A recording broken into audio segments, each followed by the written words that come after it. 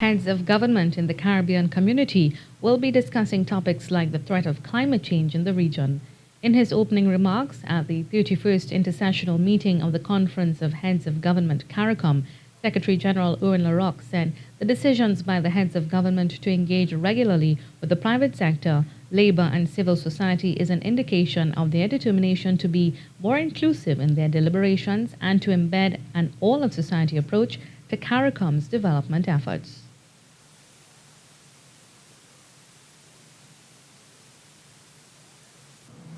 How can we benefit from the CSME and successfully conduct trade negotiations with third countries without the involvement of the private sector and labor?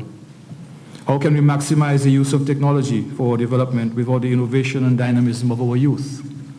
How can we combat the scourge of crime and violence without the inputs and ideas and actions from civil society? And we all must do our part to stave off the epidemic of chronic, non-communicable diseases and the spread of the global viruses that threaten to engulf us. Past Chair of Caricom and Prime Minister of St. Lucia, Alan Chastanet, said among the issues that would need to be dealt with is Caricom's advocacy against blacklisting and de-risking, as several financial institutions have lost critical relationships with U.S. banks.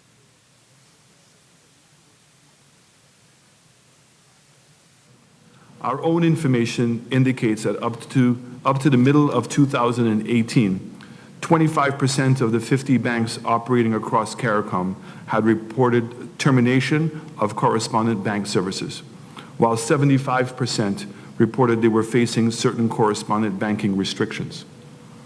Other negative consequences have been an increase in operational cost, an extension in the processing time for international payments, as well as increased difficulty. On the issue of blacklisting, he said member states of the community are continuing to take the necessary steps to comply with the demands of the regulating agency. But while they do, countries in our region are still being penalized. Some of us remain on the gray list, while only one member state remains on the blacklist. We must continue working until all of us are off the list. But more importantly, we must make every effort to ensure that this undemocratic and discriminatory practice of a public blacklist is discontinued. Prime Minister Chastanet also welcomed the Prime Minister of Barbados, Mia Mottley, as the new chairperson of the Caribbean community.